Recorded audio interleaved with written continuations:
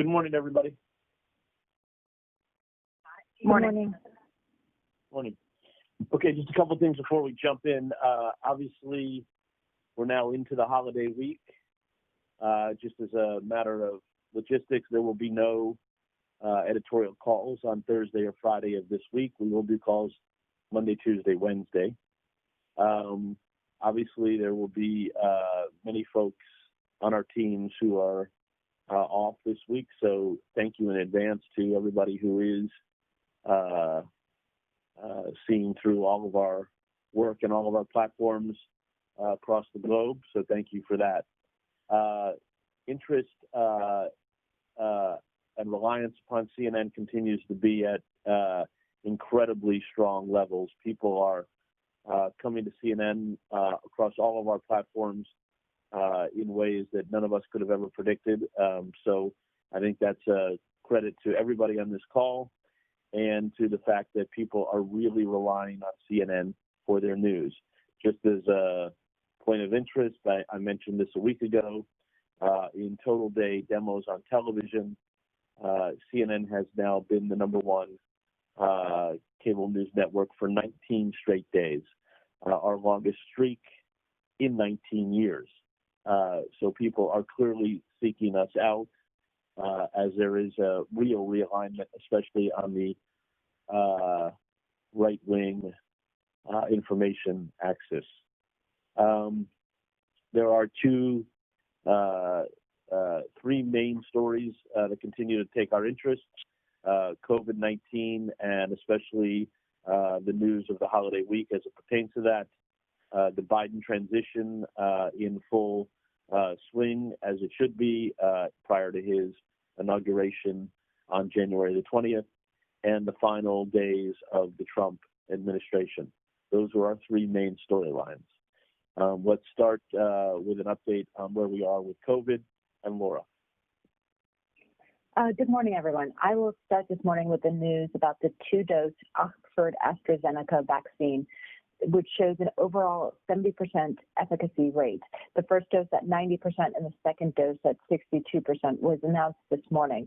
It also showed no hospitalizations or severe cases of the disease for recipients of the trials that were conducted in Britain, the United States, and Brazil. This is the third vaccine right now that is racing towards approval. The advantage of the Oxford AstraZeneca vaccine is that it's stored and transported in normal refrigeration for up to 6 months. The company now will prepare submissions for approval globally, but will also go through the WHO for getting their vaccine to low-income countries, also due to cost.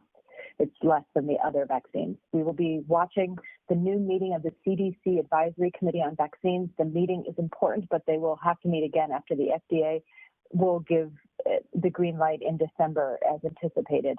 A reminder that this will be the FDA meeting on the Pfizer COVID-19 vaccine is set for December 10th.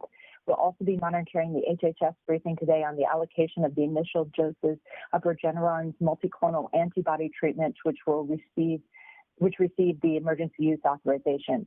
We have Elizabeth Cohen and Jacqueline Howard on all of these health headlines, plus Sanjay Gupta left a piece on the vaccine science behind the Pfizer and Moderna vaccines. And that's where my great news ends. Let me get back to the dire situation that the United States is now facing. Sunday marked the 20th day in a row of over 100,000 new cases, and there have been over 3 million cases in just the first 22 days of November, which remarkably translates into 25% of all cases during the pandemic. We begin this week with a 7-day average over 170 cases per day for the first time, and there was nearly 1.2 million cases in those 7 days. Friday saw the highest number of new cases, with only 5,000 less than the 200,000 mark. The 7-day average of positivity in the United States is at 9.82%, and that is where it has been. It's been hovering around 10% since last Monday. And each day we've seen record hospitalizations as more than 83,000 Americans are in hospital right now and approaching capacity in many places. Plus, with the 921 deaths yesterday, the average daily death is over 1,500 per day, which marks the first time since May. And over the weekend, Americans were seen defying CDC guidelines to stay home over this holiday. There were over 1 million travelers on Friday and Sunday and almost 1 million on Saturday. We saw pictures of crowded airports countrywide where no social distancing and limited mask use was seen and evidenced in pictures. We have Adrian Bodas available from O'Hare this morning on the overall wrap and also travel increases, and Pete Montine is also available on holiday travel. Sadly, I could go through every state and tell you how bad things are getting. For example, yesterday, Oregon and North Carolina reported their record highest daily cases. But let me just highlight two. In California, they reported their second highest number of new cases. The number nearly tripled since the beginning of November. LA County will prohibit outdoor dining starting on Wednesday to try to mitigate the numbers. And Governor Newsom and his family are quarantining at home after their children were exposed to a positive case. Newsom has so far tested negative. We have both Stephanie Elam and Dan Simon available on the California lines. And 36 members of the National Guard are helping out in El Paso County for morgue duties in Texas as they continue to fight the virus. Governor Abbott has said the state will not have another shutdown. We have Ed Lavandera available from Dallas. Plus, Paula Newton is available around a piece about the 28-day Toronto lockdown to stem the virus's spread in Canada. In education, we have Bianca Goldriga is available on the Kentucky Attorney General joining the federal lawsuit to open schools in that state against the governor. And in sports, tomorrow starts college basketball season, and the University of Florida won't be playing due to positive cases, and Baylor's coach is sidelined as well. We have Andy Schultz available on those headlines. And for the wrap pieces, we have Nick Watt for 3, 5, 7, and 9, and Athena Jones for 4, 6, 8, and 10. And that's where I'll pass. Okay. So I would just add that I think that travel this holiday week, I think, is a huge story because I think everybody can relate to it. Air travel surging despite the CDC warning, I think, is a huge story. Again, it's relatable. Everybody has a point of view on that. Before we move on to Washington, does anybody have any thoughts on COVID?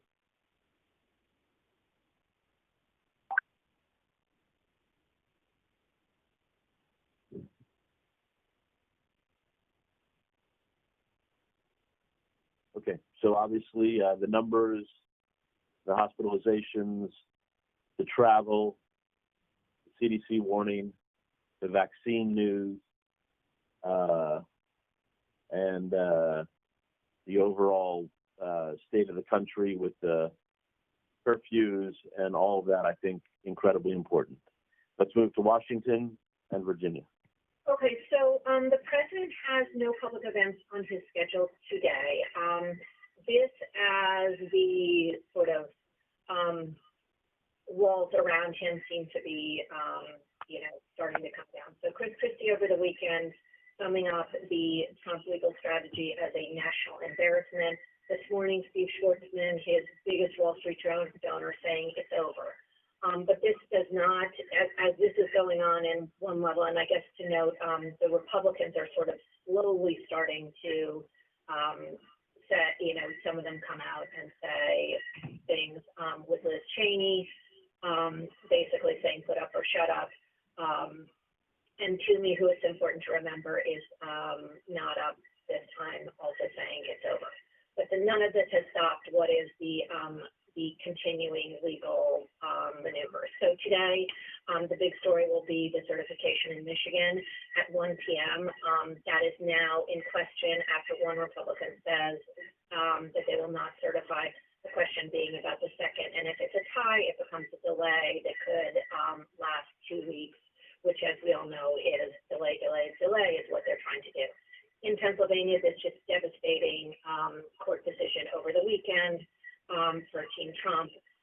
Most of the counties will go ahead and certify today. They're trying to appeal it, but that doesn't seem to be look like it's going anywhere fast. We do have the Supreme Court coming in at 9:30, and we're just watching to see if they do anything in Pennsylvania. And then in Georgia, the Trump administration, the Trump campaign asking for a recount. There are obvious questions about whether this is good for these two Republicans in the Senate who are trying to win an election. It will be paid for by the taxpayers, but it is, a question of whether they're not focused on what they need to be focused on.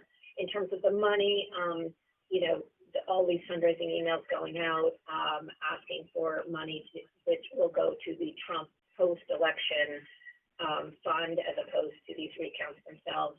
And then there's just this crazy Sidney Powell back and forth over the weekend, the Trump administration trying to distance themselves after her crazy conspiracy theories, but that was absolutely not on display last week when she was at that Giuliani presser, and there are Trump tweets welcoming her to the legal team. So I think that's where we are on voting and Trump today. Okay. I think the key points, and we'll turn it over to David in a moment, are, the Biden president-elect administration continues to move apace to do what it needs to do, and Trump is in his final days of flailing, and his whole strategy here is to continue to delay this for two reasons: one, to try to hurt Biden, and two, to try to raise as much money as he can, as Jeff Zeleny has pointed out, to raise a post-presidency slush fund. And as soon as he ends his legal maneuverings, he can't continue to profit off of that. So we need to be just straight about that. Yes, some Republicans are coming out and being very strong, like Larry Hogan was yesterday on State of the Union, but where's Ted Cruz and Marco Rubio and Mitch McConnell and Lindsey Graham, who continue to disgrace themselves? We should point that out as well. David Chalian, and then we'll open it up. David? And then we should add another question to that, Jeff. Just if Mitch McConnell and Lindsey Graham and Ted Cruz and everyone came out and said it was over, would Donald Trump even listen? I mean, I think that's the question to ask as well as we talk about. Well, I think that goes to my other point about, he probably wouldn't, because he's trying to raise enough money for his post-presidency fund. Exactly. So, but I mean, I think we just need to be, we need to report that and say it and explain what's going on. I think we're tiptoeing around that. That is what's going on. Go ahead, David. Good morning, Jeff. As you noted, the Biden transition is continuing apace. You see the reporting that we expect to get first cabinet announcements tomorrow out of the president-elect, and it will be his diplomatic team, it seems, that he's going to put forward. We expect Tony Blinken to be announced as his nominee for Secretary of State, Linda Thomas-Greenfield, longtime diplomat, former ambassador to Liberia, to be the U.S. ambassador to the United Nations, and Jake Sullivan to be National Security Advisor. We will be on the lookout to see if others get lumped in here. You saw the president-elect last week say that he's already chosen his Treasury Secretary, but it's not clear that that will be rolled out this week in the pre-Thanksgiving cabinet announcements. I do think it's worth noting as well, just Joe Biden has made crystal clear that his mission 1, 2, 3 as soon as he takes office is to get his arms around COVID and managing this crisis, vaccine distribution, and the economic fallout from it. And yet we heard in every single campaign speech he gave throughout the campaign, and knowing Joe Biden's history as Senate Foreign Relations Chair and the work he did as Vice President, the whole notion of sort of restoring America's reputation around the world is something very close to Joe Biden's sort of main mission in life in public service. And what you see here is he is putting together a team with a ton of experience and long-time trust and relationship with Biden himself in Blinken specifically, but also Jake Sullivan, because he's not going to be able to get to full-time that restore America's reputation on the world stage right away because, as he said, it's COVID getting out of the gate. And so putting these names forward can sort of give them that mission while Joe Biden is consumed elsewhere initially. The U.S. Conference of Mayors, some representatives there sit down with Joe Biden virtually and Kamala Harris today. We'll see a photo spray about 2:45, 3 p.m.-ish. Again, COVID's going to be obviously a big part of this conversation with the mayors. Also, the infrastructure piece of the economic recovery that Biden has his eye on. Remember, Biden has a long-time relationship with these folks, especially dating back to his management of the Recovery Act in the early years of the Obama administration. He was meeting regularly with the U.S. Conference of Mayors, and so we will see that photo spray this afternoon. Again, as you said, just constantly pushing forward here, irrespective of Trump's antics.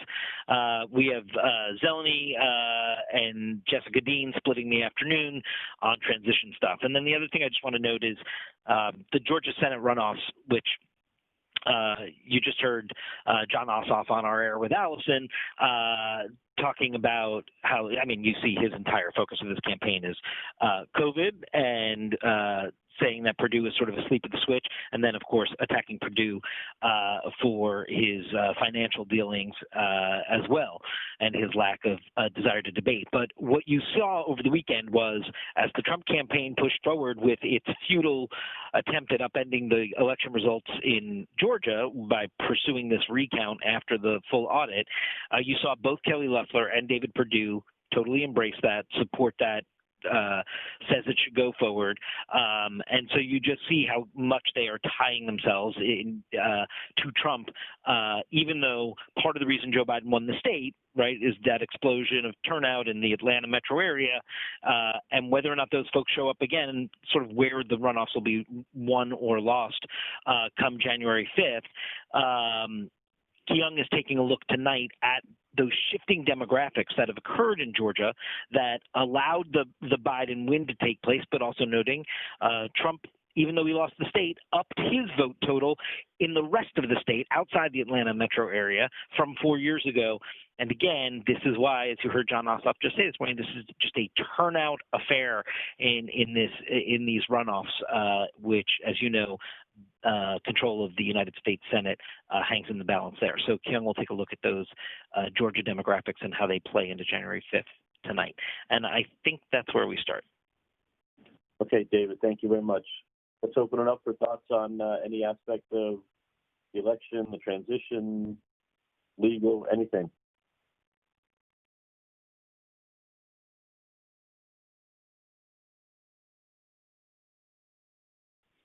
Anyone with any thoughts? Hey, this is Dan Berman. I'm wondering if all the questions about what Trump is planning in terms of a slush fund or weakening Biden still gets us away from the point, is that the country's not out of the woods yet, and he's still trying to win this election by throwing out hundreds of thousands or even a couple of million votes. And nothing Trump has ever done is logical or fits the political logic of this country. And I worry that we're trying to put too much of a logical spin on things of, oh, he must be doing it this or for this more traditional reason, and we're getting away from the fact that he still basically wants to win and thinks he can do that. So I just worry that we're getting too far away from that. Well, I don't think we should get too far away from it. I think both things can be true at the same time, right? I mean, I don't think that we should in any way move away from the coverage of what he's trying to do. But we also have to be realistic that it's, there's very, very, very little chance that that's going to work. But yes, he's still trying to do it, and we shouldn't ignore that. I totally agree with that. But at the same time, we also have to explain why he's trying to delay it. It's our reporting has been that he knows he's not going to win. So why is he doing this? And so I just think we have to put the explanation on that as well. I think we can do both things. Yes, Carl. One thing in relation to that, we and others keep rightly going to the craziness of Giuliani, Sidney Powell, etc.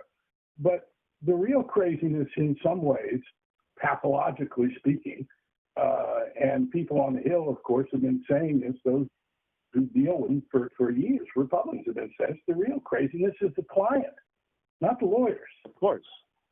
And I wonder if maybe we ought to be pointing that out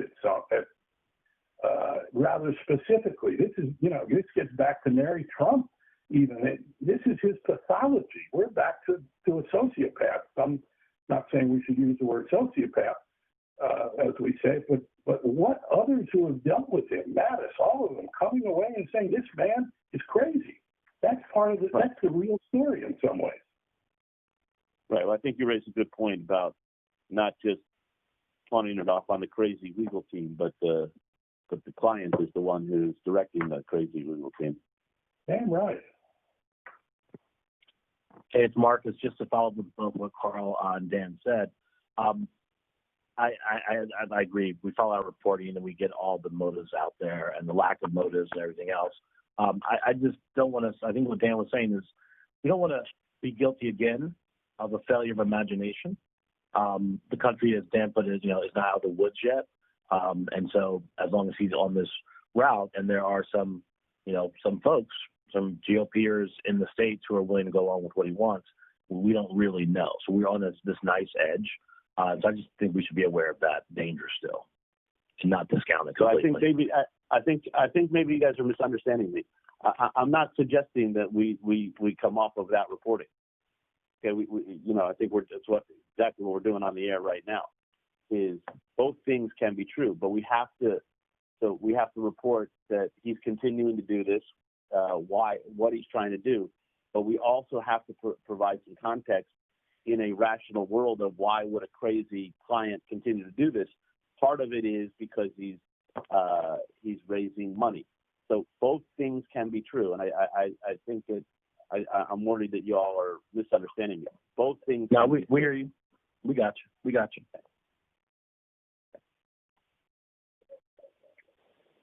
Jeff, just two things. One is, as we know, he prides himself in saying, "I always get even."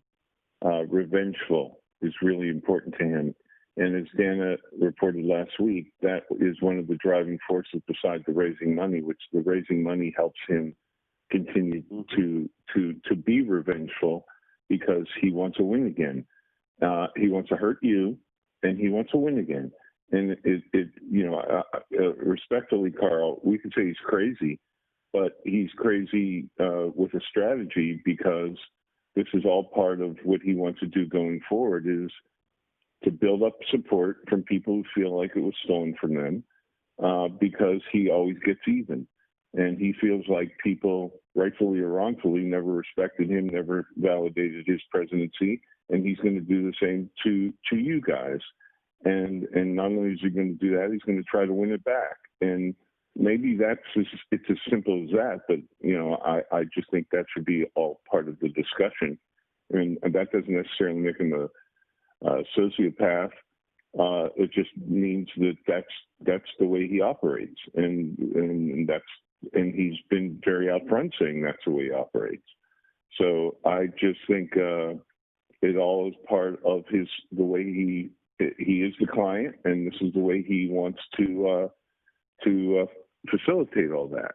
And that makes it sound a little easier to understand, but it might just be all of that, right, Jeff? I mean, that's the way he feels when he feels, right?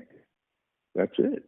Yeah. The other thing I was going to say, going back to COVID, if you read Brian Stelter's newsletter last night, and you may have seen this elsewhere about the Minneapolis Star-Tribune with the big headline that says "No beds anywhere," and if you read that article, it's chilling. I mean, because you can think about, we know it's going to get worse because we have more tests that are positive, but when you end up not having enough beds, that's when it's effing serious.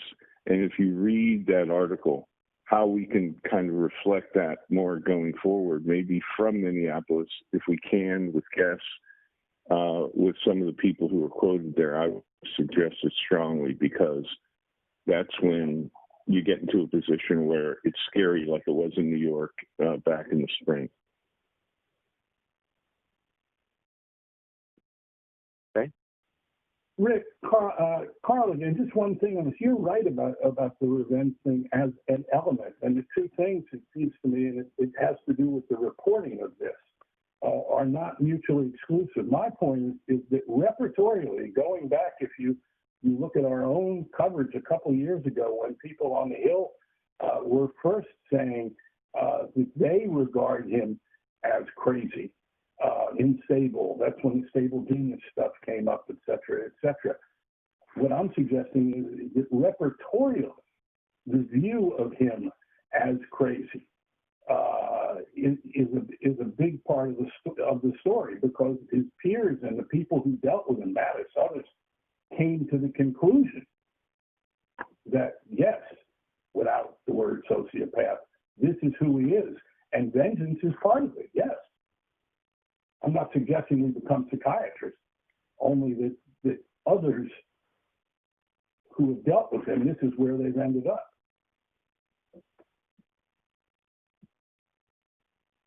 Other thoughts?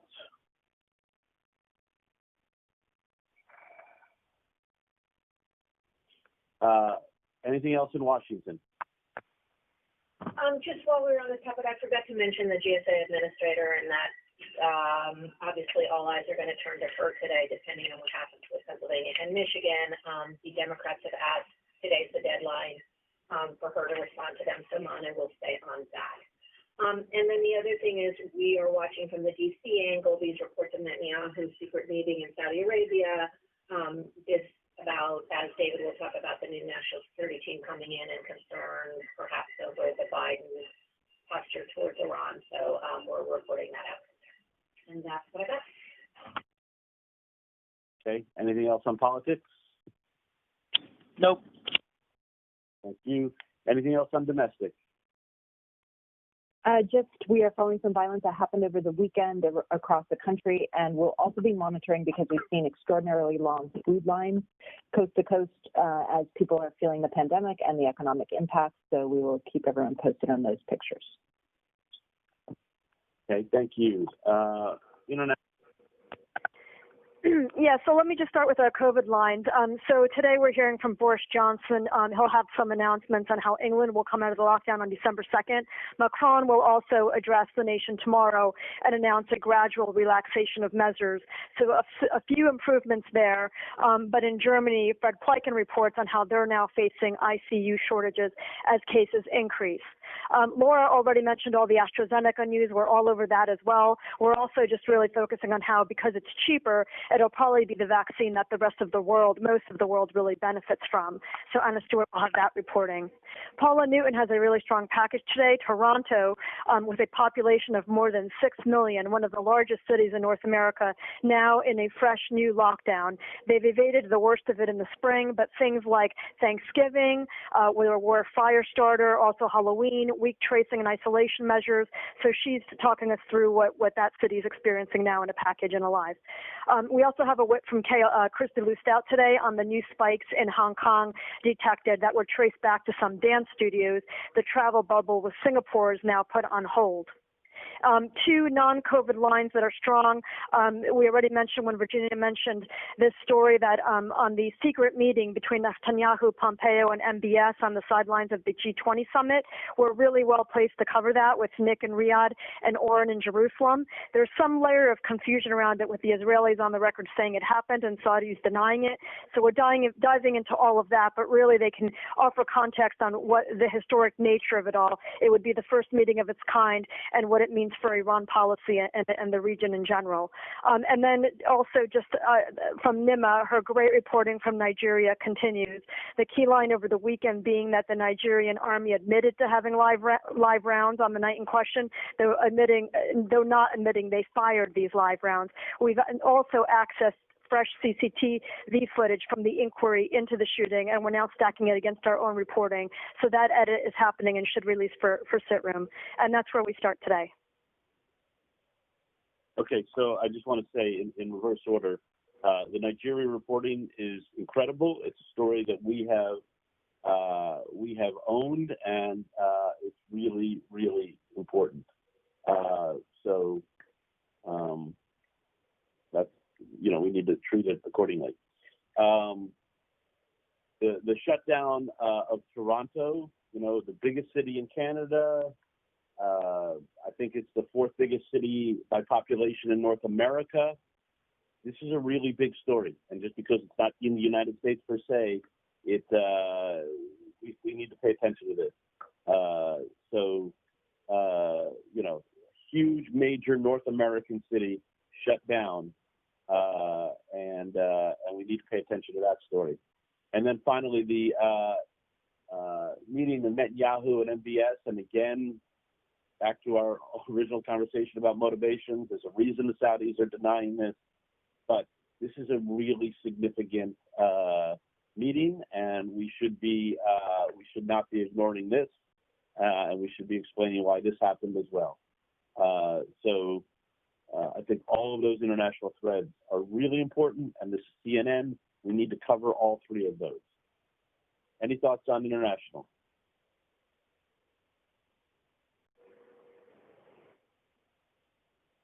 Okay, business.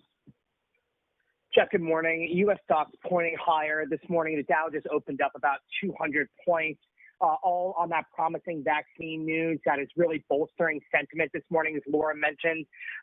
So we're watching the Joe Biden team urging Congress to pass some sort of stimulus, even limited its scope during a lame duck session. That clearly not happening. Reports indicating that the team is becoming increasingly worried about those forecasts of a double-dip recession. As you know, on Friday, J.P. Morgan became the first major bank to forecast that the U.S. economy will shrink in the first quarter. Julia Chatterley, Allison Cossack, up and available on those wider threads. Meanwhile, investors also watching the Biden camp and the transition team, as it is expected to pick the Treasury Secretary in the coming days. Betting markets say a top contender will be Janet Yellen, somebody that both the left and right can stomach. And meanwhile, business leaders are continuing to urge for a transition. Virginia mentioned this. Blackstone chairman, CEO, co-founder Steve Schwarzman, one of the president's most loyal allies, calling the outcome very certain, saying the country should move on. We alerted that moments ago. And Mark Cuban this morning on LinkedIn saying that the transition should happen quickly. There is a lot at stake. Christina Alessi is up and available on those threads. And despite the worrying economy and the uptick of COVID cases, U.S. travel continues to surge on this Thanksgiving holiday week. Sunday was the busiest day at U.S. airports since the pandemic began. The TSA saying it screened more than 1 million people. And you add in Friday and Saturday, that's more than 3 million people that took the flights last weekend. But that said, United, Southwest, and American all reporting a precipitous decline in bookings overall. So we have Pete Montine available on those threads as well. And just lastly, in media, while the president is obstructing the transition of power, his administration continuing to obstruct the free flow of information from the White House to the Pentagon to the State Department, officials dodging questions from the press corps. Brian Stelter notes that this is the ultimate show of weakness by Trump. It is happening as he stares down defeat. And of course, as there is a vacuum of administration officials on TV, Trump has suddenly had to adjust to the new norm.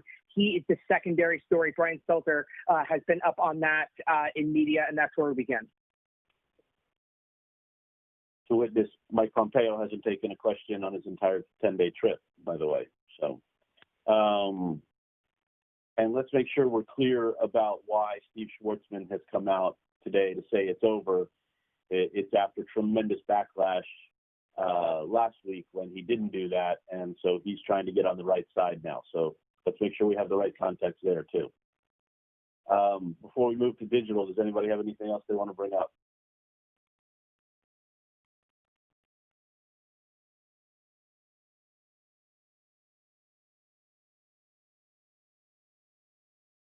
Digital. Hey, good morning. We had a little bit over 30 million on Friday and a little bit under on Saturday and Sunday each. So as you said, the high audience levels continue. One of the key weekend observations that Christina and team noted is that audiences were here and are here for all the details on what's happening at a state-by-state level. All of those details and those machinations over the weekend got a lot of interest. And we see that continuing this morning. Our number one story is here's where things stand as vote certification looms in key states. It's from Kelly Mina and Company. It has more than 16,000 concurrents and breaks down Pennsylvania, Michigan, Georgia. Trump's legal absurdities are forcing more Republicans to speak out. That's Collinson. That's at number 2. The man in Trump gear who is facing assault charges after he was seen breathing on women intentionally outside of Trump's golf club in Virginia is in our top 5. Our DLE, our COVID DLE, with all the cases soaring in the U.S., all those horrific superlatives that Laura mentioned, and then likewise, everything that's happening outside of the U.S.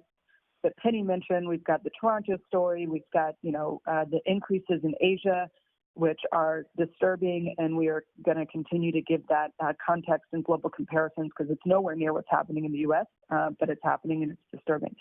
And then we've got kind of a counter-programming story in the top 5 with Canadian officials warning drivers not to let moose lick their cars. So I guess everyone needed a little bit of levity. The top videos this morning are Bolton on with Tapper over the weekend and his message to the GOP. This is cold, hard political reality. That had a lot of video starts. And then Christie blasting Trump's legal team with the national embarrassment and outrageous conduct language is the other top video. So there's a handful of good stories I want to mention that are really kind of getting to the personal element. Tammy Luby on 12 million Americans could lose crucial unemployment benefits just after Christmas. We're going to keep on staying on this. All these people that are about to have the worst holiday season of their lifetimes, and no help is coming. So Luby is great on that, and she and the team will stay on it. Then we've got this really remarkable video project from Kat Jennings and Alexandra King, conversations with Americans who are mourning COVID victims that they will be missing at Thanksgiving. And what you see when you watch this video are images of the empty chair that people's loved ones would normally be sitting in over the holidays.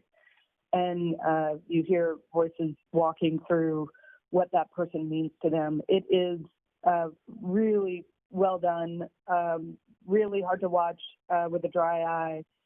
And in terms of, our attempts to do journalism that get at the grief and mourning that a lot of people are feeling, this does it better than anything I've seen. From the race team, Nicole Chavez on Latinos, we're going to college in greater numbers than ever, but now COVID is forcing many of them to drop out. We absolutely are on the Nigeria government reversal, and we'll keep on giving that big play. That is our terrific reporting, as you said.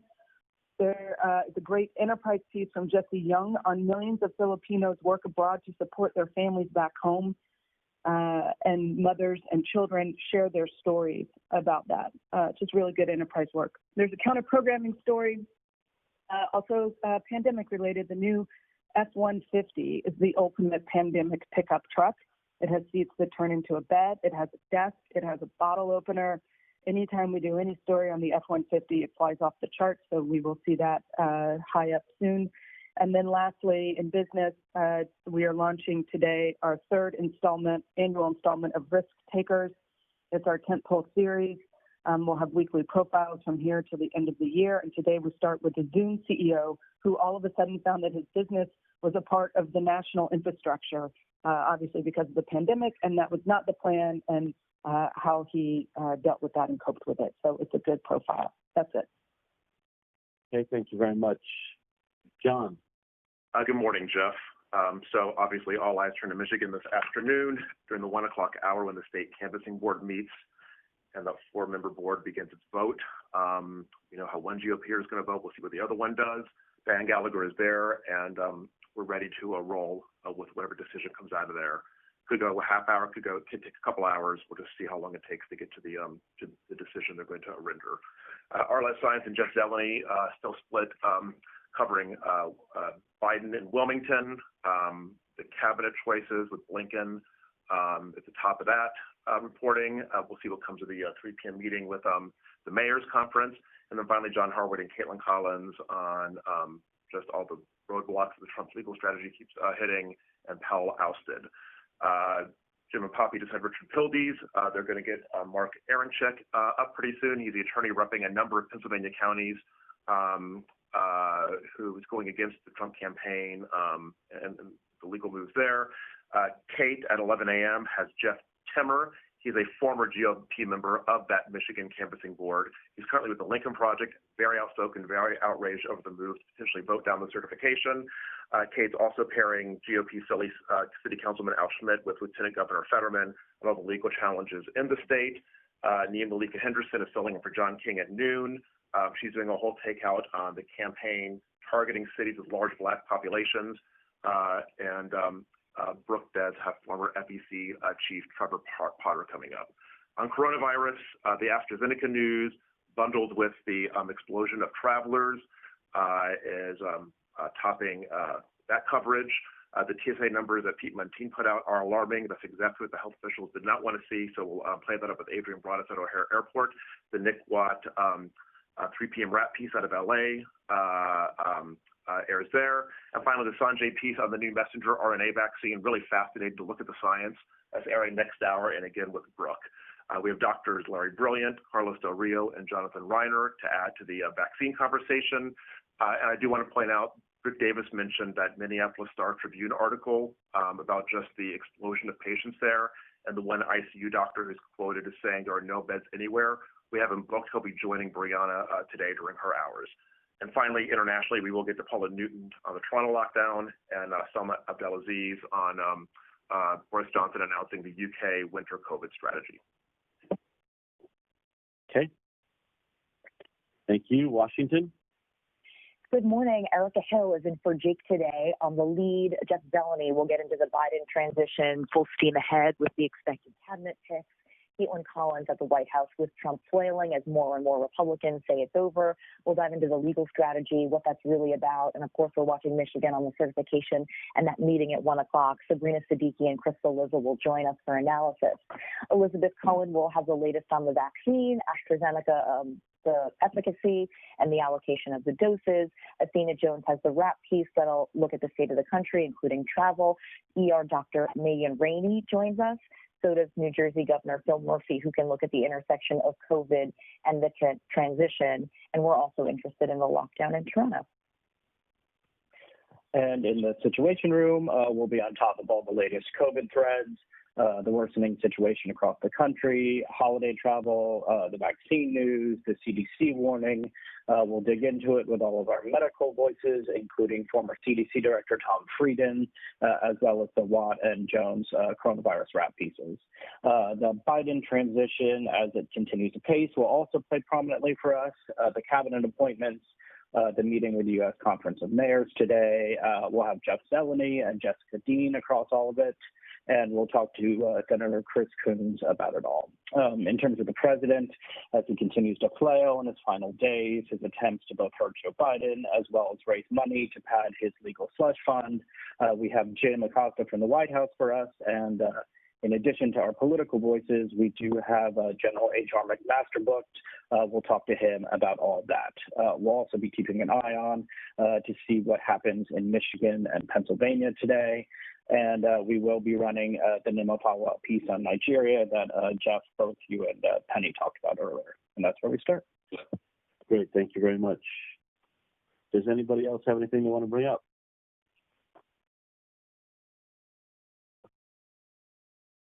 Hey, Jeff, it's David. I just want to point out there's a column in the Detroit Free Press today arguing that failure to certify the vote by one of the canvassers could constitute a felony under the Voting Rights Act. It might just be worth looking at that from a legal angle, how meritorious that argument is, and whether that's an angle we should be considering too. Good. Let's follow that up. Anybody else? Thanks, everybody. Have a very good day. Take care. Bye-bye.